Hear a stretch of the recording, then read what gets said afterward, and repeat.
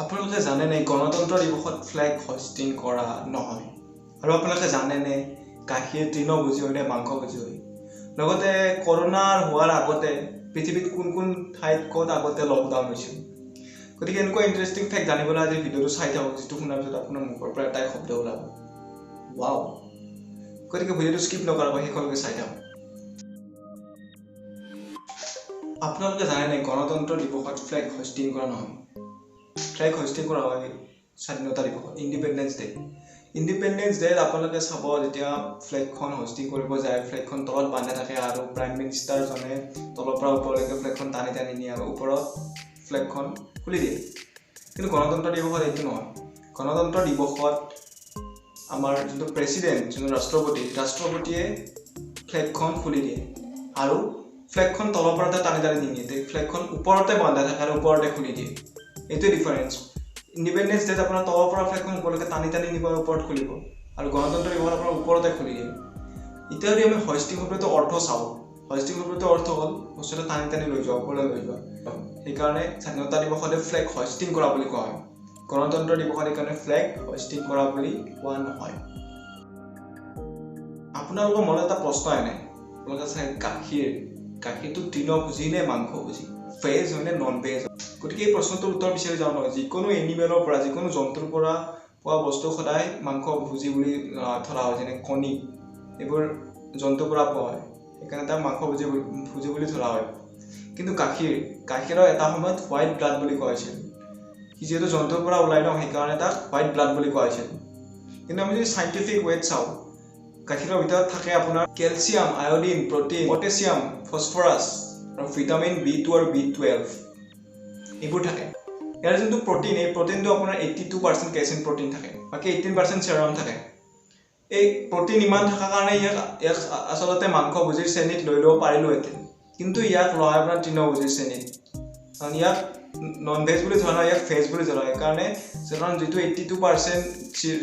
82% আপোনাৰ প্ৰটিন আছে সেই 82% প্ৰটিনৰ কোনো ধৰণৰ এনেকুৱা এনিমেল প্ৰটিনৰ লগত নিমিলে যিবোৰ যাৰ কাৰণে ইয়াক মাংসভোজী বুলি কোৱা হয় আমি ফল খাওঁ ফ্ৰুইটছ খাওঁ যাক আমি তৃণভোজী সিও এটা জীৱিত বস্তু গতিকে এনেকুৱা হ'লেতো আমি ফল মূল এইবিলাককো আমি মাংসভোজী বুলি ক'ব লাগিব ন আৰু সেইকাৰণেই গাখীৰ মাংসভোজী নহয় তৃণভোজী আপোনালোকে জানে পৃথিৱীৰ চবতকৈ পুৰণা গছডাল কোনডাল পুৰণা ট্ৰী সেইডাল হ'ল ছুইডেনত থকা এডাল গছ যাৰ নাম অল্ড টিজিকো তাৰ নামটোৱে এইটো আৰু ই 9550 বছৰ পুৰণি এজন জিঅ'লজিষ্ট আছিল তেওঁৰ নাম আছিল লেইফ কুলমেন তেওঁ এই গছডাল আৱিষ্কাৰ কৰিছিল মানে বিচাৰি উলিয়াইছিল সেইকাৰণে তেওঁৰ মৃত্যু হোৱা কুকুৰটোৰ নামেৰে এই গছডালৰ নাম দি দিলে আমি যে কওঁ 1 GB data 2 GB data 1 MB data 2 MB data আপোনালোকে কেতিয়াবা ভাবিছেনে এই ডাটা শব্দটোৰ প্লুৰেল ফৰ্ম কি আমি যে ইমান ডাটা ব্যৱহাৰ কৰোঁ প্লুৰেলত কেনেকৈ লিখা হয় আচলতে মই যদি এনেকৈ সুধো আপোনাক ডাটাৰ প্লুৰেল কি মোৰ প্ৰশ্নটোৱে হ'ল কাৰণ ডাটা ইটছেল্ফ ইজ এ প্লুৰেল ডাটাৰ ছিংগুলাৰ হ'ল ডেটাম বোধহয় এইটো ফেক্ট বহুতে জানে চাগে ন আপোনালোকে জানেনে বিশ্ব ব্ৰহ্মাণ্ডৰ চবতকৈ কষ্টলিয়েষ্ট থিং কি চবতকৈ বেছি মূল্যৱান সামগ্ৰী কি চবতকৈ বেছি মূল্যৱান সামগ্ৰী সোণ হীৰা প্লেটিনাম নহয় এইবোৰতো আমি কিনিব পাৰিম নাছাই প্ৰকাশ কৰি ওলাইছে যে ইউনিভাৰ্ছৰ চবতকৈ মূল্যৱান বস্তু হ'ল এণ্টিমেটাৰ নাছাই কৈছে যে যদি 1 মিলিগ্ৰাম এণ্টিমেটাৰ বনাব লাগে $250 মিলিয়ন লাগিব মানে 1750 crore rupees মানে ইমান ৰুপিজ 1 মিলিগ্ৰাম বনাবৰ কাৰণে আপোনালোকে কেতিয়াবা চিনেমা চালে বা কিবা চালে এনেকুৱা ধৰণৰ সিংহৰ মাত ঘোঁৰাৰ মাত বা এনেকুৱা ধৰণৰ উচিৰিঙাৰ মাত নিশ্চয় শুনিছিল কিন্তু আপোনালোকে জানে এইবোৰ যে মাত এইবোৰ আচল মাত নহয় এইবোৰ আচলকৈ কোনেও কোৱা নাই এইবোৰ মানুহে মুখেৰে ওলোৱা মাত তাৰেও আৰ্টিষ্ট থাকে সেইবোৰে মুখেৰে এনেকুৱা মাত উলিয়াব পাৰে এইবোৰ আচল মাত নহয় আচল সিংহৰ মাত নহয় আচল ঘোঁৰাৰ মাত নহয় আচল উচিৰিঙাৰ মাত নহয় বিভিন্ন ধৰণৰ যন্ত্ৰ ইউজ কৰে বিভিন্ন ধৰণৰ বাদ্যযন্ত্ৰ ইউজ কৰে আৰু এনেকুৱা মাত ওলায় বা কিছুমানে মুখেৰে ওলায় আপোনালোকে যেতিয়া গুগলত কিবা এটা চাৰ্চ কৰিব তেতিয়া আপোনালোকে জানে আপোনাৰ পৰিৱেশ প্ৰদূষণ কৰি আছে সঁচা কথা এটা গুগল চাৰ্চৰ পৰা 0.2 গ্ৰাম কাৰ্বন ডাই অক্সাইড ৰিলিজ হয় সঁচা কথা এটা গুগল চাৰ্চৰ পৰা 0.2 গ্ৰাম কাৰ্বন ডাই অক্সাইড ৰিলিজ হয় আপুনি জানেনে কোনখন দেশ পৃথিৱীত য'ত বেছিকে ভাষা ব্যৱহাৰ হয় ভাৰতত আপোনাৰ প্ৰায় 420তকৈ অধিক ভাষা ব্যৱহাৰ কৰা হয় গোটেই মুঠ ভাষা আৰু ভাৰতখন ডাঙৰ দেশ ন এখন দেশ আছে পপুৱা নিউ গিনিয়া এইখন দেশক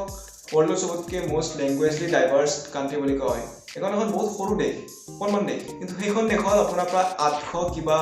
লেংগুৱেজ ইউজ কৰা হয় মানে সেইখন দেশৰ প্ৰত্যেকখন গাঁৱে এটা বেলেগ ভাষা ব্যৱহাৰ কৰা হয় ভাবি চাব প্ৰত্যেকখন গাঁৱে বেলেগ ভাষা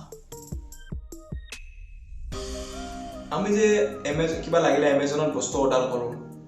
জানেনে এমেজন কোম্পানীটো আৰম্ভণিতে কি আছিল এমেজন কোম্পানীটো আৰম্ভণিতে এটা বুক সেলাৰ কোম্পানী আছিল অকল কিতাপ বেচিছিল আৰু ইয়াৰ আগৰ নাম আছিল কাডাব্ৰা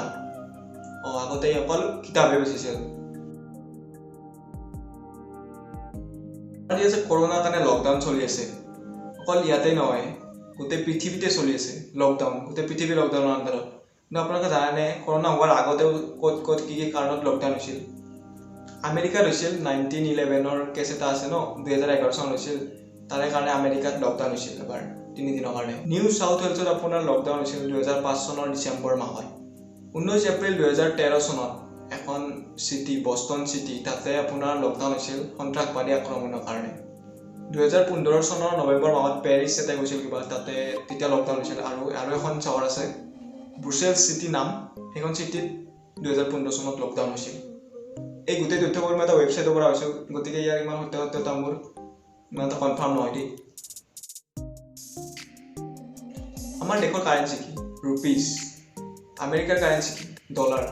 মানে প্ৰত্যেক দেশৰে এটা নিজা কাৰেন্সি আছে কিন্তু জানে কি এটা কাৰেন্সি আছে যাৰ নাম হ'ল ক্ৰিপ্টো কাৰেন্সি এইটো কোনো দেশে মানি লোৱা কাৰেন্সি নহয় এইটো এক প্ৰকাৰৰ ডিজিটেল কাৰেন্সি আৰু এইটো আপুনি কিনি ওলাই বিভিন্ন শ্বপিঙত বা কিবা ব্যৱহাৰ কৰিব পাৰে এইটো কোনো ধৰণৰ গভৰ্ণমেণ্ট কোনো ধৰণৰ চৰকাৰে মানি লোৱা কাৰেন্সি নহয় ক্ৰিপ্টো কাৰেন্সি এইটো ক্ৰিপ্টো কাৰেন্সিৰ প্ৰথম ফাৰ্ষ্ট উদাহৰণ বিটকইন চাগে চবে জানে তাৰ আৰু কিছুমান এক্সাম্পলছ আছে বেলেগ উদাহৰণ আছে ৰেড কইন চাইন coin biased coin unbiased coin এইবোৰ বিভিন্ন ধৰণৰ আপোনাৰ কইনছ আছে যিবোৰ ক্ৰিপ্টো কাৰেন্সি হয় এইবোৰ এক প্ৰকাৰৰ ডিজিটেল কাৰেন্সি যাক আমি ক্ৰিপ্টো কাৰেন্সি বুলি কওঁ আৰু এতিয়া মাৰ্কেটত প্ৰায় 1000তকৈও অধিক ক্ৰিপ্টো কাৰেন্সি মজুদ আছে গতিকে আজি ভিডিঅ'টো কেনে লাগে জনাব আৰু এইকেইটা ফেক্টৰ ভিতৰত আপোনাৰ কোনটো ফেক্ট বেছি ভাল লাগে তাত কমেণ্ট কৰি জনাব লগতে প্লিজ ইয়াৰ লাইক শ্বেয়াৰ আৰু ছাবস্ক্ৰাইব কৰি দিব থেংক ইউ সো মাচ